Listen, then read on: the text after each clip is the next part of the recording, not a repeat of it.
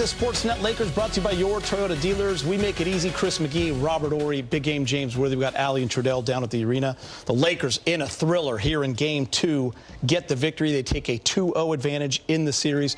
Big news coming in tonight was Kevin Durant would be available and play. But tonight, guys, once again, balance, Laker offense.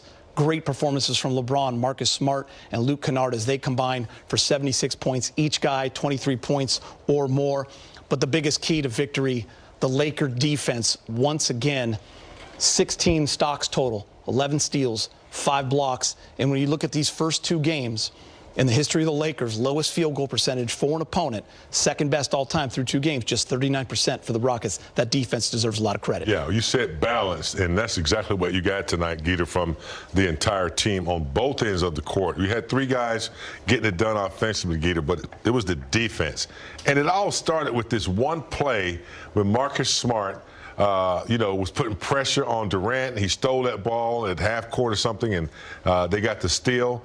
That's when it started. Marcus Smart has injected some toughness, some physicality into this team, and it has spread throughout. They did a really good job of taking away Durant in the fourth quarter. I only think he had a few shots in the fourth, 4 or 5 shots. They didn't give up easy buckets, offensive rebounds. The defense, Geeter, is what has gotten them this far, and they just continue to get better and better on that end. I think you talk about the offensive rebounds that the Rockets get. So the Lakers say, you know what, we got to do the same thing.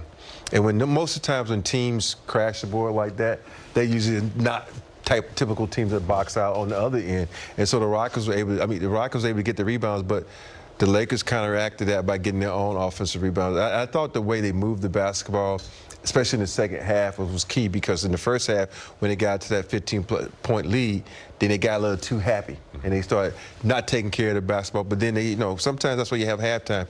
You go in and you refocus and you settle down, and they came out and played very well. The defense picked it up when KD, they needed to stop. They stopped KD, and then they kept Amen Thompson from getting to the rack. And what's more important also is Sengun is an all-star, just like KD. They've been keeping him under wraps. He hadn't exploded yet, so hopefully they can keep him frustrated. Marcus Smart, an epic performance. Here he is with Mike Trudell. All right, Marcus, an incredible effort for you guys on both ends. I want to start in the fourth quarter, though. There was a series where you made 3 straight plays, right? The 3, then getting fouled, and then the big steal. Can you just take me through that sequence at the time your team needed it the most? Just being locked in, just being that defensive anchor, that vocal leader that this team needs, and where I've been all year, right? And just using my IQ and instincts to see plays.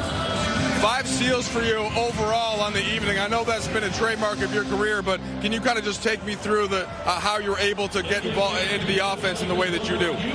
Just really being, very selective with when I want to go, use my hands, trying to, pick my spots without fouling.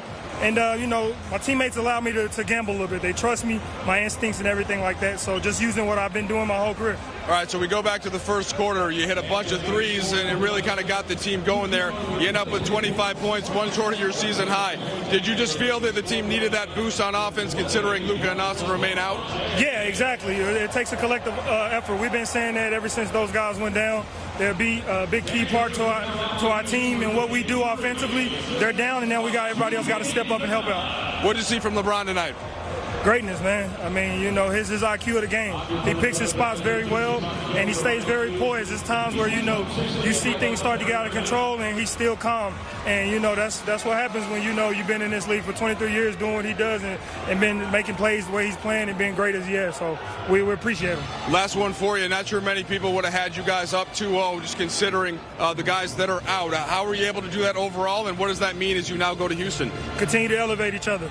We understand that we're down, like I said, but we got other players on this bench and other guys that can play, and that's just opportunity. So we're looking forward to get to Houston. We're playing against a really good team. KD's back. We know what he brings. We know what this team brings, and we know going back in their home court is going to be a challenge, and we're ready. Thank you much. Thank you. Marcus Smart, what a game. And this Laker defense, remember, up until the All-Star break, they were 23rd in the league in defensive efficiency. Moved all the way up to 13th post-All-Star break. Lowest opponent field goal percentage in the first two games. 2026 first round, there it is. Tied for second best with the 1995 Lakers in the Seattle series. 39%.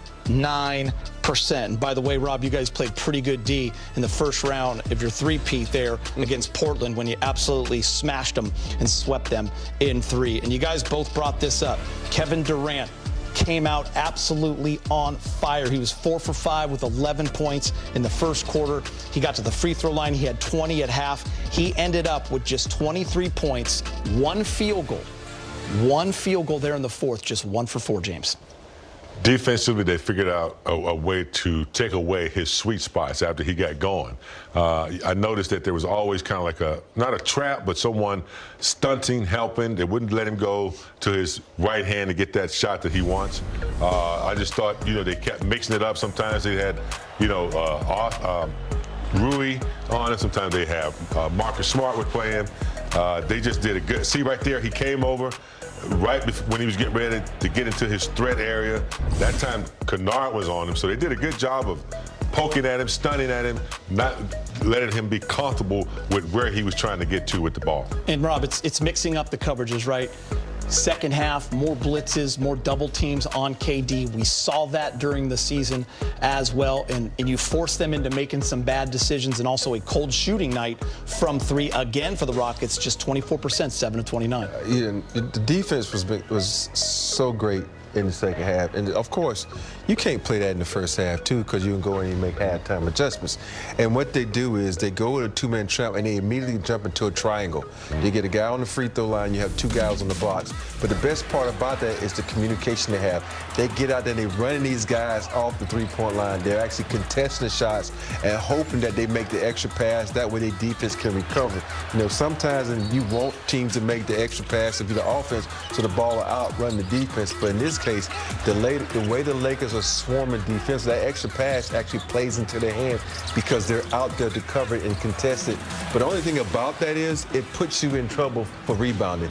And that's the one thing we do show. But I'd rather you be in trouble rebounding than let these guys get hot from 3. And let's give the Lakers credit in that area. We said they had to be much better. They were tied with the Rockets in rebounding after the third quarter. Now, the Rockets won the rebounding war by 5. They also, if you look at this box score, 17 offensive rebounds against points. 7 of those offensive rebounds came in the first quarter. So in the second and third quarter, it went down to 3, went down to 2. And then they had 5 in that decisive fourth quarter. So the Lakers did a much better job on that end of the court. All right, I want to show you guys this because offensively there was some brilliance for these Lakers. We talked about it without Luke and AR. It's going to be collective. LeBron is going to do his thing. In game 1, you have all 5 starters in double figures. You had the big game from Luke Kennard. Well, Luke Kennard backed it up again. 23 points, 3 of 6 from 3. He also had the 3 rebounds.